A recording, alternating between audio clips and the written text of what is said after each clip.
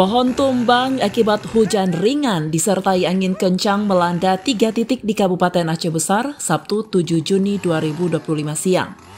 Peristiwa ini sempat membuat arus lalu lintas lumpuh dan memicu pemadaman listrik di sejumlah desa. Data dari Pusdalops BPBD Aceh Besar mencatat pohon tumbang terjadi di kawasan Palapa, Jalan Banda Aceh Medan, Kecamatan Lembah Selawah, di Ruas Lamteba Krung Raya, Kecamatan Selimum, serta di Kampung Lambunot, Kecamatan Simpang 3. Meski tidak ada korban jiwa, dampak kerusakan cukup signifikan. Di Kampung Lambunot, pohon tumbang menimpa kabel listrik hingga menyebabkan tiang patah dan listrik padam. Dan 2 unit kios juga mengalami kerusakan ringan. Tim damkar dari Pos Sare Lamteba dan Pos Induk BPBD Aceh Besar langsung diterjunkan ke lokasi.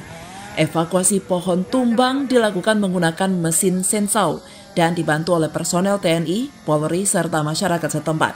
Pembersihan di Kampung Lambunot rampung pukul 15.07 waktu Indonesia Barat, disusul Palapa dan Lamteba Krung Raya pada pukul 15.15 waktu Indonesia Barat.